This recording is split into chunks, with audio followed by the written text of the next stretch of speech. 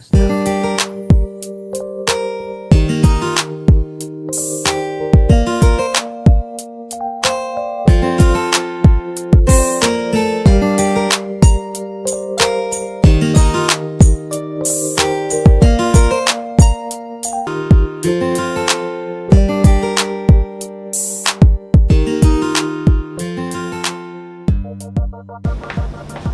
Halo, saya Randy Rahmat, Digital Development dan Digital Sales Coordinator Proxys Consulting Group.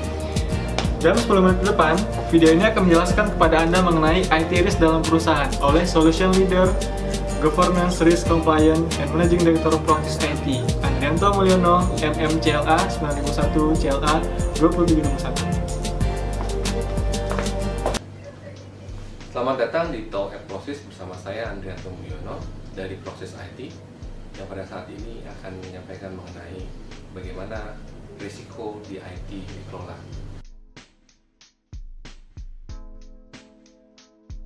Risiko atau risk dalam sebuah organisasi sering disandingkan dengan sebuah kesempatan.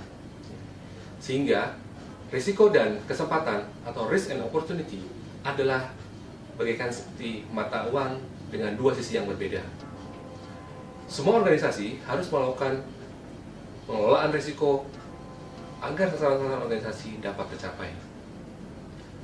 IT merupakan bagian daripada organisasi, tentunya mempunyai risiko-risiko, baik itu risiko dalam bentuk aset, proses bisnis, yang tentunya akan menjadi risiko dari bisnis atau perusahaan juga.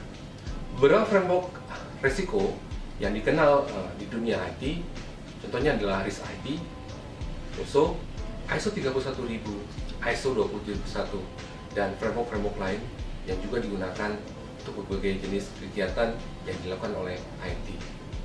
Pendekatan risk IT oleh ISAKA dikenal dengan 3 domain pengelolaan risiko, yaitu adalah risiko terkait dengan governance, evaluasi, dan respons. Ketiga domain ini dikombinasikan dan dikomunikasikan untuk bisa pengelolaan risiko.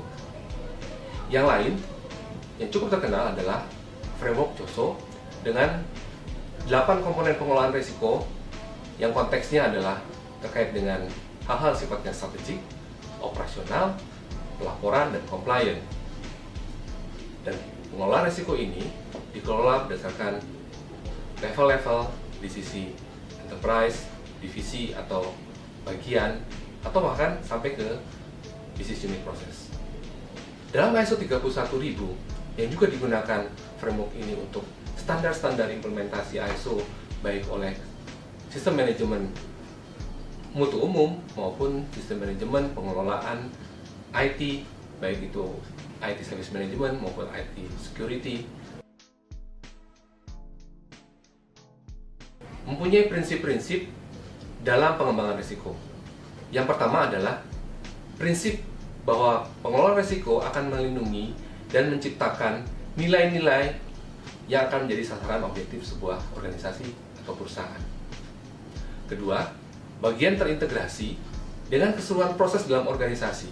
Artinya, risiko yang ada dalam organisasi itu adalah bagian yang terintegrasi, sehingga semua proses harus dievaluasi sehingga diketahui risiko-risiko yang ada dalam setiap prosesnya.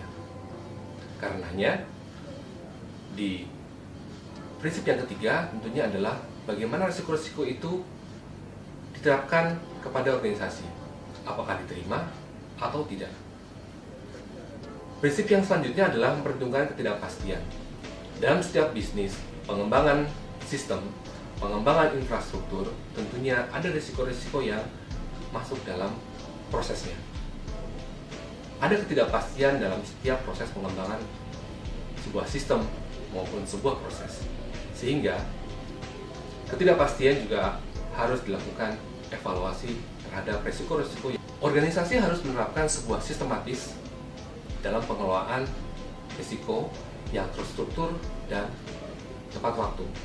Karena setiap proses, membutuhkan evaluasi, dan efisiensi yang konsisten dalam pengelolaan manajemen risiko sesuai dengan ISO 31000 yang digunakan juga prinsip-prinsip dasarnya untuk mengelola risiko yang ada dalam implementasi ISO 20001 untuk keamanan informasi, ISO 20000 untuk IT Service Management. Dengan pendekatan prinsip-prinsip yang ada di ISO 31000, beberapa prinsip ini yang mendasari bagaimana sebuah manajemen risiko dilakukan. Melalui pendekatan sistematis seperti yang disarankan dalam ISO 31000, ISO 27001, dan ISO yang lain, atau sistem manajemen yang lain, tentunya menjadi kontribusi efektif, efisien, dan konsisten untuk menghasilkan keluaran yang dapat diperbandingkan dan diandalkan dalam setiap proses pengelolaan risiko. Karenanya, dalam pengelolaan risiko dibutuhkan informasi-informasi yang harus tersedia, informasi historis, pengalaman perusahaan, umpan balik dari pemangku kepentingan, observasi, dan lain sebagainya. Bahkan, penilaian terhadap sebuah risiko mungkin dibutuhkan penilaian spesifik dari tenaga ahli tertentu. Karena tentunya semua risiko ada hal-hal yang sangat spesifik. Prinsip yang ketiga adalah melakukan kustomisasi tadi setiap konteks internal maupun eksternal dalam profil risiko yang ada di dalam organisasi. Faktor manusia dan budaya juga merupakan bagian daripada bentuk kapabilitas suatu organisasi dalam mencapai objektifnya, yang dalam hal ini juga akan berdampak terhadap risiko sebuah organisasi. Transparan dan inklusif dalam melibatkan seluruh pemangku kepentingan, menetapkan kriteria risiko, memastikan bahwa kriteria risiko tersebut adalah risiko yang ada dalam organisasi, akan memastikan juga proses dalam pengelolaan manajemen risiko. Tentunya, karena organisasi selalu berubah, baik eksternal maupun internal, maka respon terhadap risiko, respon terhadap perubahan dalam organisasi IT, dalam proses bisnis IT, harus juga menjadi bagian yang dikelola dalam pengelolaan manajemen risiko IT. Kemudian bagaimana dengan pengembangan? Tentunya pengembangan berkelanjutan, sasaran objektif setiap organisasi harus juga diukur tingkat maturitasnya untuk bisa memastikan bahwa proses risiko dikelola dengan baik. Dalam proses manajemen risiko, setelah ditentukan sebuah konteks, maka dilanjutkan dengan proses asesmen risiko. Tahap awal tentunya dengan identifikasi risiko. Selanjutnya adalah melakukan analisis risiko dan mengevaluasi hasil analisis risiko. Tahap terakhir tentunya adalah melakukan treatment terhadap risiko-risiko yang sudah teridentifikasi dan tidak bisa diterima oleh organisasi. Bagaimana proses asesmen risiko, proses pengelolaan risiko di IT bisa efektif dan bisa berjalan dengan baik? Tentunya ada proses komunikasi, ya, kemudian monitoring yang selalu dilakukan secara berkala. Tahap selanjutnya tentunya dari semua risiko yang sudah teridentifikasi, maka harus dilakukan treatment terhadap risiko-risiko tersebut. Beberapa pilihan risiko yang dilakukan oleh organisasi tentunya terkait dengan risiko-risiko yang memang sudah teridentifikasi, mulai dari modifikasi risiko-risiko, melakukan retensi, melakukan avoidance, dan sharing terhadap risiko-risiko tersebut. Setelah organisasi melakukan asesmen risiko, kemudian mengetahui bagaimana melakukan treatment terhadap risiko-risiko tersebut, maka harapannya organisasi dapat mencapai sasaran objektifnya seperti yang diharapkan. Jika Anda ingin mengetahui lebih lanjut bagaimana mengembangkan organisasi, sistem manajemen, safety, keamanan informasi, IT, silahkan subscribe di channel YouTube kami, Talk Explosive, di bawah ini.